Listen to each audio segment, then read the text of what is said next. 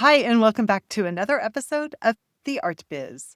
In this episode, I talked with artist Noelle Phares. It's part one of a two-part conversation that I had with Noelle because we just had so much to cover and she was so generous. In this episode, we talk about her snap transition from environmental scientist to artist. It kind of happened overnight. She became a full-time artist overnight. And then we get into her process and use her recent museum exhibition as an example of how she researches her work and considers her work project based. She works on projects rather than on individual pieces, and it's really interesting how she sees her work so holistically. I hope you enjoy this conversation with Noelle Phares. Hi, Noelle. Welcome to the Art Biz. Hey, Allison. So nice to be here. Thanks for having me. I'm so glad that you're here. What was the moment that you knew you needed to leave science and become a full-time artist? Yes, I have thought about that so many times looking back. In hindsight, it was a bolder turn than I think I even realized at the time. I had a clear internal message one day that it was time for me to kind of leave that current job. I didn't know right in that moment that it would turn into a full-time art career, but I knew I needed to leave that job. And the job that I was kind of leaving at the time was I'd spent the 3 years since graduate school. I did a graduate degree in environmental science, environmental data science, and I loved it. I was working for a small, growing, fast-growing tech company. I was an environmental scientist. I had a background in biochem. The field was so important. We were focused on building tech-based tools to help farmers use less water and waste less fertilizer and just kind of so many of the things that make farming really harmful. So I really believed in that. I still do as kind of a staunch environmentalist conservationist, but I was waking up every day hating going to work. And it was disconcerting. I think I had recently turned 30 or was about to turn 30, and I had spent, you know, pretty much all my time since I was 18, starting college, kind of committed to this career path in the sciences. So, there was some cognitive dissonance there. My heart of hearts was like, I love this field, I love the topic, but I don't really love practicing it. It was very structured. Most of my work was on the computer. I really am someone who likes to see concrete outcomes from my work. I was like, I have nothing physical to show for myself. It's also abstract. So just the abstract nature of the work and the fact that I think working as a scientist, as much as I loved, again, learning about the sciences, I had a knack for it. The jobs that I was finding myself in, despite looking so good to me on paper, they didn't really pull out my natural talents that much, which I have a knack for art. I was always into painting and drawing. That's kind of what I would do. I'd stay up all night in the middle of college, even though I ran track and I had track practice early in the next morning, or I had a big lab report due. It was like painting that I would find myself up till 3 in the morning doing as a hobby, being like, I gotta go to sleep, I gotta put this away. So I just quit out of the blue sort of one day, this job, and said there's got to be a better way for me to take this passion that I have for the natural sciences and environmental stewardship and conservation and do this in a way that just works with my natural rhythms and my natural talents better. So you didn't like build up the art while you were working in the science, like sciencey stuff is what No, I'm that's such a good question. No, I didn't. Other than, kind of just maintaining this like low hum of just hobby level art. I know so many people take maybe the wise move of, maintaining a consistent art practice while they work full time in another job to pay the bills. It just wasn't me. I'm kind of an all or nothing person. I quit that job. I'd never actually sold a painting before when I quit this job. To be fair, working in tech, I was like a high-level product manager for the small company, and there was a lot of creative work that went into that, despite it being really a science-backed role. We did a lot of graphic design, a lot of the marketing content, and all this. So my creative wheels were turning absolutely in that job and sort of previous jobs in the sciences, because so much of what we do in the modern world is, multidisciplinary.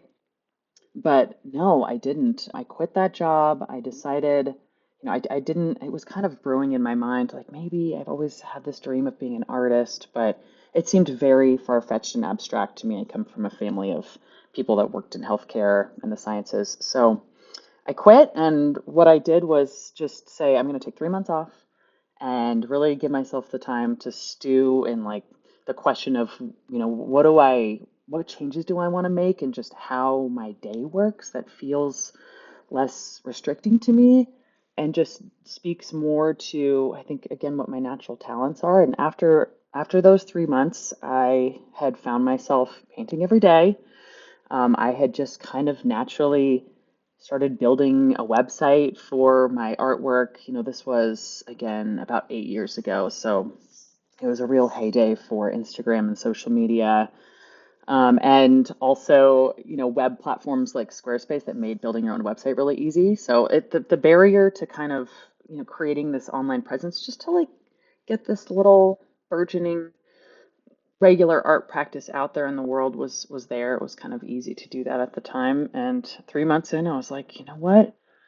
I think my heart of hearts knows that I've always had this wild dream of being an artist, which felt really counter to this career as a pretty structured scientist before. And I just dove in, and my friends and family and my parents who helped me pay for grad school, and my now husband, Taylor, who's so supportive from the beginning, which I really appreciate. But I was kind of like, oh my God, are you sure? And I just said, I think this is the right move for me. I'm going to dive in. And so I did. I kind of, about 3 months later, I was like, okay, I'm no longer unemployed. I am now going to dive into, basically full-time work, which was totally self-imposed, trying to build this art career. And that's what that Yeah. change looked like for me. Do you think the rigor of being a scientist helped you start your art career?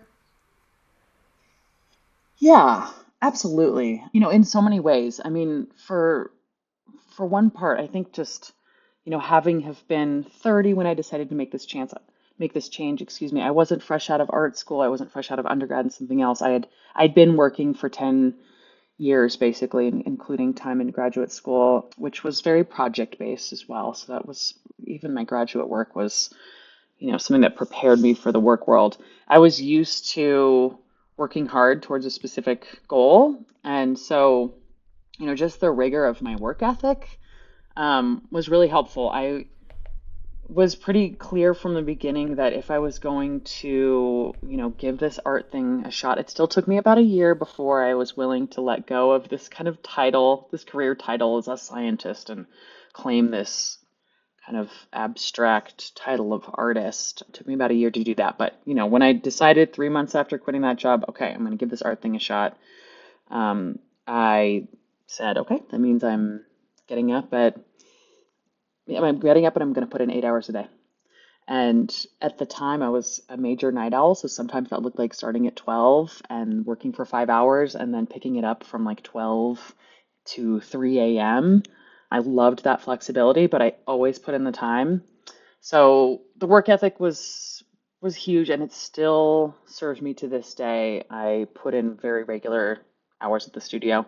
I think that the scientific process and my background there has most best served me in this career and just helping me select what the topics and themes of exhibitions are that I'm going to paint.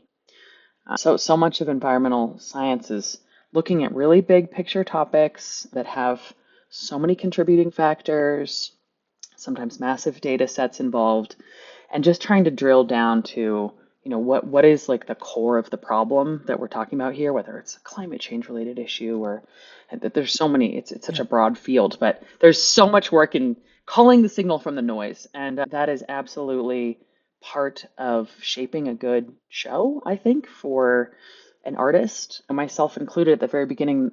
The most intimidating part can just be looking at the blank canvas, whether that's a physical canvas or just, the the the onset of a deadline for an exhibition 6 months away, and it's a blank slate. And learning how to take a whole bunch of information, squeeze it down into something discrete that I could tackle as a scientist is the same practice that I use as an artist now. Mhm. The outcomes are really different, but those serve each other. So my research process, it comes like kind of right from how I did as a scientist. And then there's other Yeah. skills like public speaking, writing, all of the storytelling that comes into making, artistic work have a story behind it. That also comes from my experience as a scientist.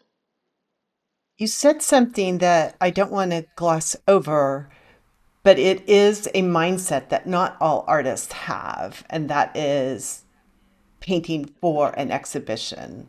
Like painting Yes. you consider each body of work a project.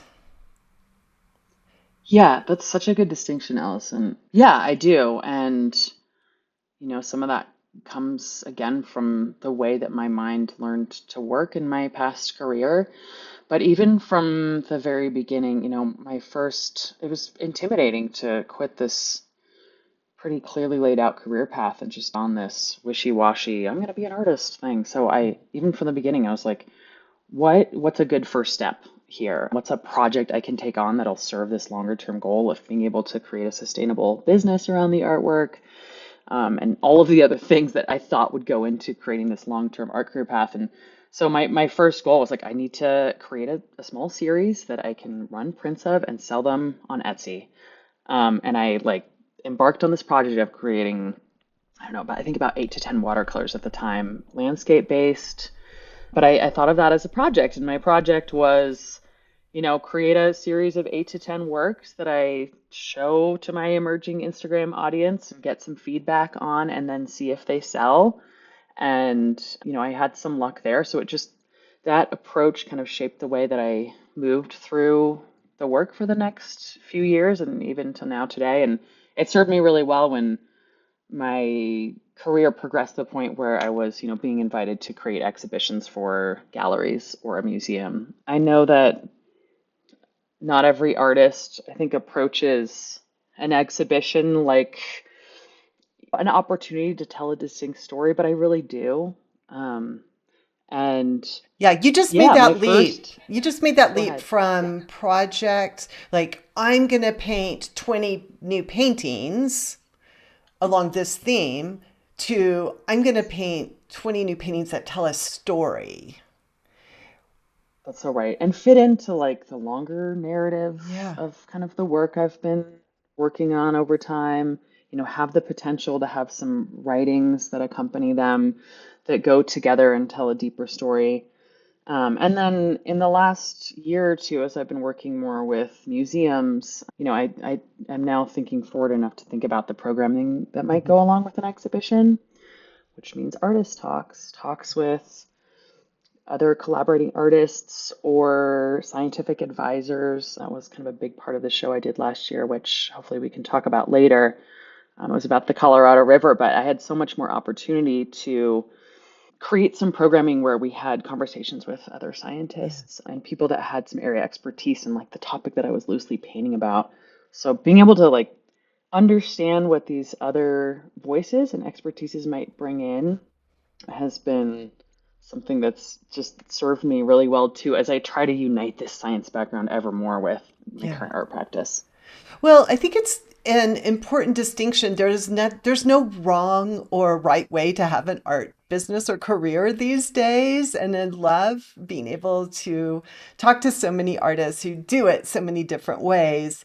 I think the way that you are approaching your career is very high level thinking.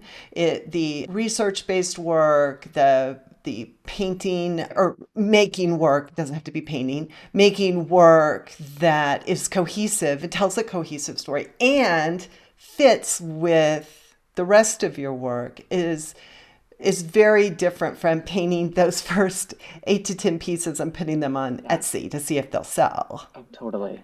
Yeah. Yeah. Yes, absolutely. I mean, that the shape of how I approach the project-based work has like really matured over time. Totally. But I don't know. I've always been grateful for the kind of that structure that past mindset brought to it. Not that that's not to say I don't leave room for a lot of experimentation and kind of play work that's really just for my own creative benefit and Yeah. growth. I do leave a lot of work for that outside of like the project-based work. And I don't really do commissions. When I'm saying project-based work, again, it's more creating work like for a specific exhibition. But I've been able to.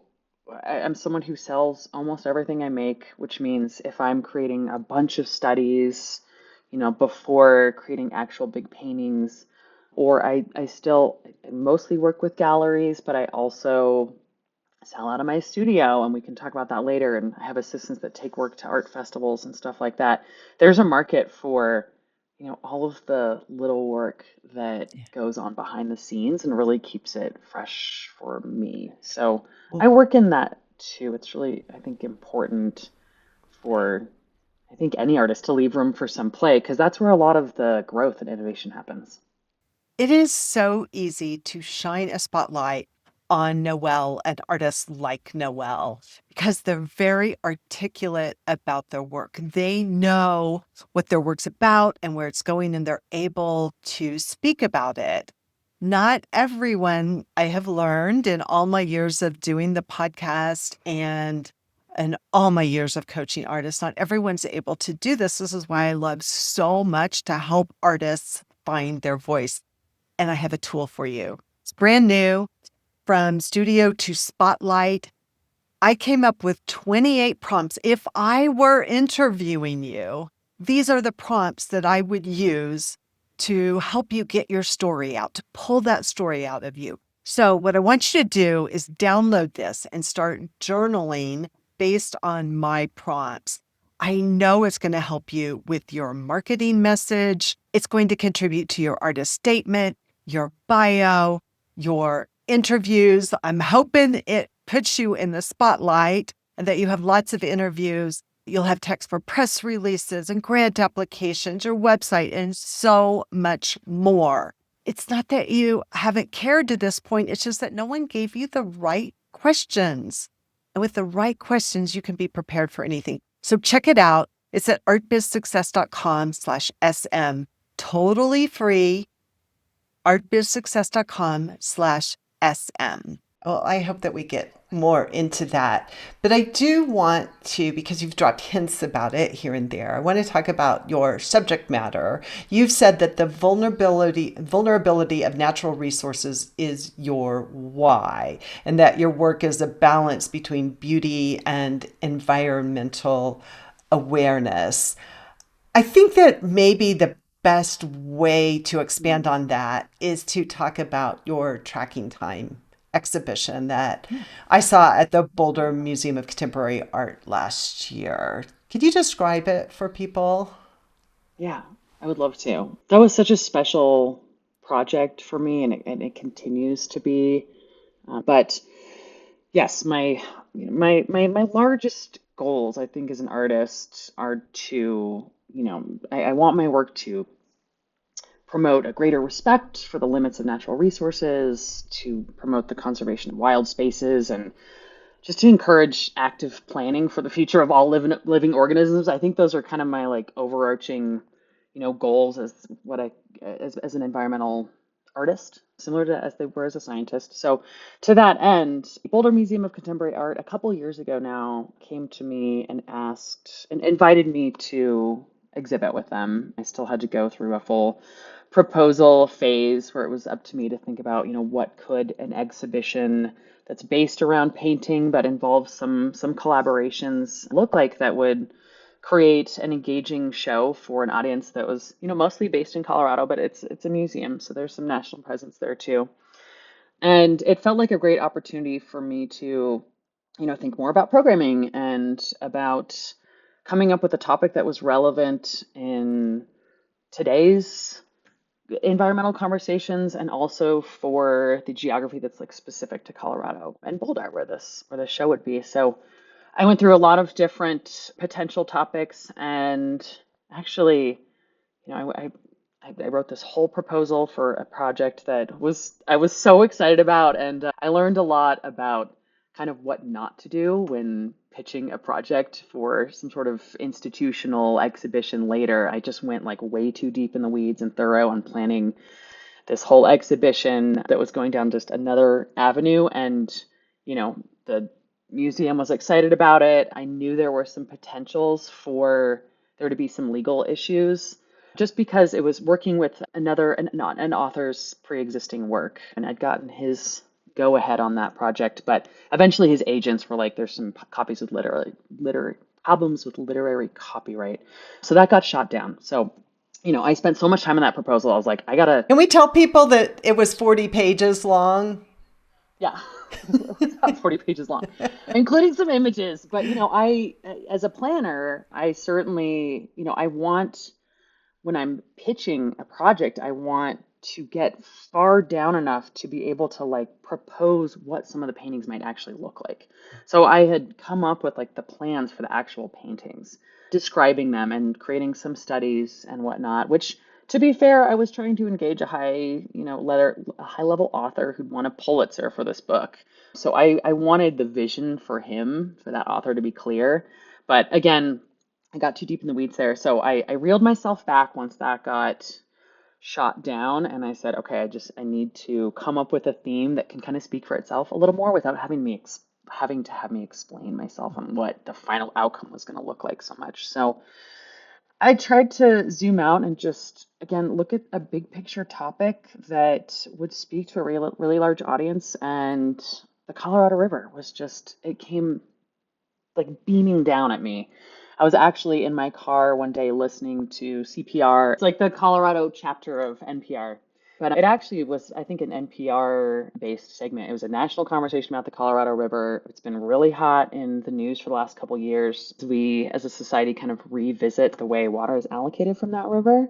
And I was like, oh my gosh, that's right. The Colorado River, it's such an important topic. It's such a red herring for just kind of water scarcity and the struggles that we have with water availability in the modern world, especially in the Southwest. And then some bonuses. My twin sister has a PhD in hydrology. She has some specific expertise in the Colorado River. And I also have personal experience with the Colorado River. I have rafted the Grand Canyon for 3 weeks. I've done a lot of rafting in Colorado, stretches of it. I spent a lot of time, about 10 years in Southern California, in cities that get their water from from the river itself, despite being hundreds of miles away. I had some idea of just how complicated just the picture is around what that water goes through to feed up to 40 million people. So it was perfect. And then the other thing, as an artist, I'm someone who never wants to paint the same thing twice. If I'm gonna paint an exhibition, I come up with a theme. I want to make sure that that theme is kind of broad enough for me to, and pull in a lot of different landscapes to interpret within those paintings. The river goes through mountainous Colorado. It goes through the deserts of Arizona and Utah. It goes through so many different landscape types and just the ways in which humanity has manipulated that river's flow and engineered systems to move it long distances. It's really diverse. So I knew there was just a lot of opportunity to depict and explore that river in a lot of different ways. So, can I talk about the research process a little bit Sure, and sort of how I please. structured the show? Sure. I will often, kind of couple these high level conversations with myself and planning phases with, the end goal, which is, there's a three-dimensional space. There was a museum. I knew what the square footage and layout of the museum was. So, I'm kind of early on thinking like, how many paintings are we talking about? How big can they be? How can they be organized, within spaces? So is there some opportunity to kind of like tell some distinct stories along the way? So I had a vision pretty early on that I would create series of paintings that were tied to specific locations along the river. So I worked with my sister pretty closely to identify key areas along the river that were, visually very different from each other, visually recognizable to a large audience, places like the Grand Canyon, Lake Powell, and the Hoover Dam, um, and also places where there were like very distinct kind of environmental issues that had arisen over the years, tied to those specific locales and the way that the water was used from those spaces. So I came up with 7 regions that I wanted to kind of depict visually, and I decided that it was time to go on a research trip. I typically, my artistic process involves doing most of my painting in my studio, but because I'm usually referencing real places for at least part of the paintings, especially for this project, I try to reference my own photography. So I planned about a 9-day research trip where I'd be hitting all 7 of those locations. I took my camper van. I have a great camper van, and it's also modular enough for me to move all that stuff out and fill it up with art when we need to go to art shows that are a long ways away. And I spent about 9 days hitting those 7 spots. I took my nice camera. I took a ton of pictures. I took a sketchbook with me. My sketchbook practice is, hit or miss. It's not a huge part of what goes into final paintings later, but I knew that I wanted some sketches. Again, this was a museum show, so there was going to be some opportunity to kind of show some of my process work as part of this exhibition, which is pretty different from a gallery show where they just want polished work. So I took that sketchbook with me, and I spent a lot of time in each of those places sketching what I was seeing. I was like listening to other tourists around me in places like the Grand Canyon or, Glenwood Canyon in Colorado, some of the places that we all recognize as Coloradans. And I sketched views that I loved, views that I had seen just from the river and maybe not from the roadside before. I sketched local foliage and kind of tried to capture the way that the landscape was changing along the course of that river. The river flows for 1,450 miles. It's a long way. Too, there's a lot of tributaries and headwaters, but I started at what's considered the actual headwaters in Colorado, which I had been planning for this project for for quite a long time before I started the trip. But I was like, really excited to go see the official headwaters, which I knew was like one of the 7 regions that I was going to paint. And I was like, let's go see the headwaters. The Colorado River is such a forest. The river is massive later on. But I showed up to Laputa Pass Lake, actually, which is about an hour and a half from Denver driving. And it was like this tiny little pond in the middle of nowhere. And like someone at some point just was kind of like, okay, we're just going to call that the headwaters. Because in reality, headwaters are the culmination of just like countless little trickles Right, of right, water. yeah. So kind of like in the same way that someone just like put a pin on the map and said, okay, we're going to call this the headwaters. I also, the task of like drilling down to these 7 locations I was going to paint felt a little bit like that. I'm like, it's a little bit arbitrary because there's 1,450 miles along this river. Like each vista has its own unique aspects. But I was like, let's just cut the fat and like just cut down to these 7 locations. So I did that research trip. I came back to the studio and I had about 6 months, I think, to paint full paintings, 30 sketches. The full paintings ranged from 30 by 40 to 60 by 48 inches, all oil, acrylic, and gouache on panel. And I did about 3 paintings per location. And again, I'm quite organized, so I split those paintings up into triads. So it was kind of like a repetition of the same system at each of these places. And in this big landscape painting that I did for each location, I kind of just depicted like a recognizable view of that spot.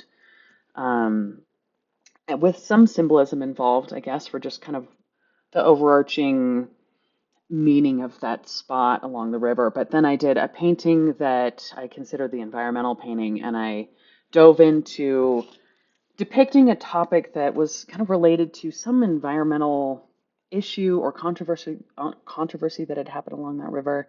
I can give you some examples in a second. And then I did what I called a diversion painting.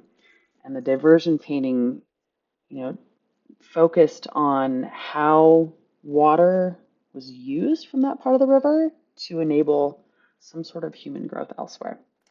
So I'll just give you one example. In the Lake Powell, Glen Canyon Dam sort of region, if you've ever been there before, Lake Powell's really beautiful. But that part of the river when that canyon or when that dam was built to form Lake Powell back in the 60s. There was a lot of controversy around what portion of the river was going to be dammed to create, a large water reservoir because there were parts of the Southwest that just like needed more reliable water source. And so there's just a ton of controversy around where to put that dam up. And they ended up putting it, where it is now. And they flooded all of Glen Canyon to produce Lake Powell. The diversion painting shows that dam, but it also shows a bunch of the architecture that I pulled from some of the nearby towns from the early settlements that were enabled when that reservoir was created. So I'm kind of hinting at like what kind of structure and human settlement was enabled when that water was impounded. And then the environmental painting really showed Glen Canyon before it was flooded to form Lake Powell. And there was just a lot of controversy and despair around losing what was a really beautiful canyon and landscape before. So huge fights from the Sierra Club at the time around, the cost benefit analysis of creating this new water storage versus losing this natural habitat for a lot of different species, tourism, and all that stuff. And I worked in some symbolism from the era as well. That environmental painting that shows the canyon before it was flooded. It shows kind of a depiction of a breeze block wall that the dam went up in the 60s. So I, wanted to symbolize this wall that was coming up, but tie it to the time. So I've got like this very 1960s looking woman kind of sitting on the top of Rainbow Arch, which was a geologic feature that has been mostly flooded and is now out of view. And she's kind of just sitting, looking out over the canyon, looking pretty optimistic. It was such a heyday for these big environmental projects back in the 60s. So I pull in a lot of symbolism. I try to keep it interesting and beautiful and not too on the nose while inviting, the viewer to say, what is this breeze block wall actually stand for? And it stands for a dam. I don't necessarily want to paint the nuts and bolts of a dam, but I want to symbolize what actually happened there. So that was a long-winded answer, but I hope No, that helps. that's okay. So you planned each of the paintings first. What did you learn about getting institutional support or working with the curator while this project was coming to fruition? Yeah, that's such a good question, and there were a lot of learning opportunities because I'd never really worked with a curator before. I think just thinking about this talk, there were some questions that you raised about just like maintaining your artistic voice and your independence. And that was something that came up a lot for me in just creating this show was just I had a really strong vision of what I wanted for this exhibition. And there were many instances where it was kind of like coming head to head with what, this other entity wanted for the show. They had sort of their own visions. It was my first time, I think, really needing to advocate for my work and for my vision in a way that I hadn't before. It's kind of always been up to me at a gallery. So, I was having to think about the realities of like a budget for a museum when we're thinking about, hey, how can we display some of the writings that I did to go along with and interpret these? There's were real budget constraints about how that, additional content, copy content could be displayed. So, we really had to get creative with how that would work. And then the other big thing and then there were two things actually. One is just, it really reminded me, as a scientist, you face this all the time. You realize that to present your work to the scientific community is a really different task than presenting it to the wider audience that might not have any background knowledge. So, I would present some ideas for whatever this triad of paintings or like this avenue of work to the curator and some other folks on the museum team, and the feedback was like, whoa, whoa, whoa, like back up, why is that relevant? What is kind of like the bigger picture here? And I was like, okay, that's right. I'm creating this for an audience that might have no education around, current water issues or how many people the Colorado River serves, just all these background issues. So it just reminded me to scale back and like create a foundation of knowledge first before I could dive into these nitty gritty topics, which is really helpful.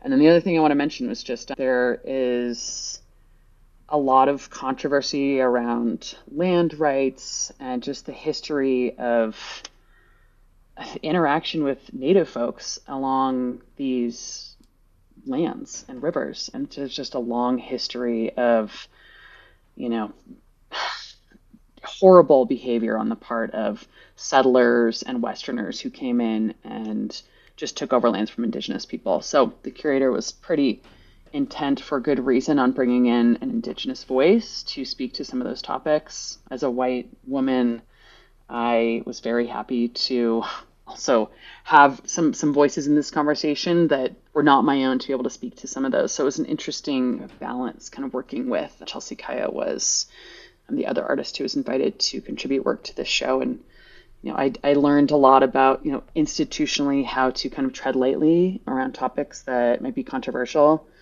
I have a lot to learn on that for sure, but it was really my first run in with I think that element being a big part of a show. And to be fair, many times I've painted about topics that really need to be treated sensitively. Hmm. So that was a good learning experience. I've got a lot to learn there. Yeah, it sounds like a real collaboration, which is very different from how a lot of artists are used to working. They're used to working with themselves in the studio for themselves, doing whatever they want. But when you take the work out and you want to quote unquote play a bigger game, you have to deal with people. And you have to So deal with true. bigger issues than yourself. Yes, that is so true. Yeah. Which is really good to keep in mind because, as an artist, as any artist who hopes to create a sustainable career path for them, the work happens in the studio, probably, or for most people, but eventually it needs to go out and not only have a dialogue with a greater audience, but hopefully, be desirable to Yeah. own Yeah. for a greater audience. So I think it's always valuable to think about how people outside your studio are going to see, appreciate, or not your work. And I think about that quite a bit actually when I'm painting. I'm thinking about where is this painting going to go someday? Hopefully it stops at a gallery or a museum first, but someday it's going to be in someone's house. And I'm pretty much always trying to create work that has, a commercial appetite. I think some artists look down on that. I'm pretty committed to creating work that sells eventually, and I've done a good job with that. And I know part of that is my commitment to creating work that is desirable for Right. people to put in their homes. I My own studio actually has just a very homey look to it in a lot of ways. I have my own professional studio. My husband and I built it a few years ago with the build team, and I have lots of corners in here that are like seating areas that are very well curated. And there's like a big spot above my couch for a big painting, and many of my large paintings will spend some time above that couch where I'm just thinking about how does it pull this room together? What is it going to look like in someone's home someday? Yeah, it's really beautiful. I will attest to Thanks, Allison. that. I and that is the higher level thinking around that isn't just that the work will sell, but that it has meaning to other people, that they want to live with it. I mean, selling is great, the money is great, but there's something Yeah. beyond that that I think if I can put words in your mouth is very appealing to you. Yeah, I appreciate that. You spoke earlier about just the whys for my art, and there are so many different whys. I already spoke to kind of just the bigger picture, like what do I hope my art will move in the world, but I have my own personal whys too around just like what feeds me as a working professional or person. And what really feeds me the most is just like seeing people connect to and Yeah. enjoy my work, and them buying the work is like the ultimate symbol of that. So, thinking about commercial viability is just always top of mind, always top of mind. Maybe it makes me vain or too dependent on, external validation, but like, yeah, I love watching people enjoy my Yeah. work. That's one reason why I've chosen, I'm pretty good at maintaining an active collector audience. I could just sell directly from my studio forever to commissions or whatever, but I am pretty committed to, this pathway where I'm showing with galleries and institutions because I love painting these bodies of work that end up in front of groups of people. because that's the big payoff moment to me. Sometimes I'll spend 6 months alone in the studio, just working my butt off and hopefully interacting with other people along the way, but it's very isolating work. And knowing that there's some payoff at the end, which is like showing the world what I did, that's like what really keeps me going.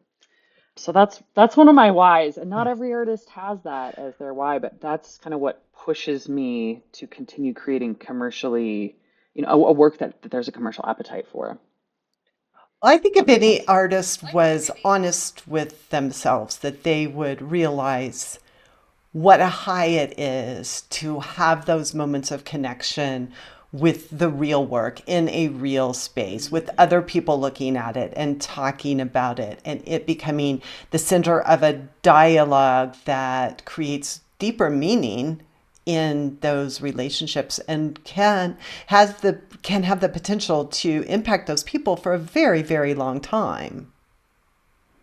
Oh, you're so right. I mean, hopefully any piece of art that a collector buys, whether it's a print, and I do run a lot of prints in my work, helps me keep my price points super variable. I sell prints, and then the original paintings are at a very different price point, of course, but like eventually that work's gonna go live on someone's wall, and just the opportunity for that person to look at that painting every single day is, that's a real opportunity to me. And so it really shapes the topics that I choose to paint too, because I want, people's interest in anything stems from like their own personal ideals. People have a natural appetite for beauty. I certainly do. I prioritize beauty a lot in my life and in my work.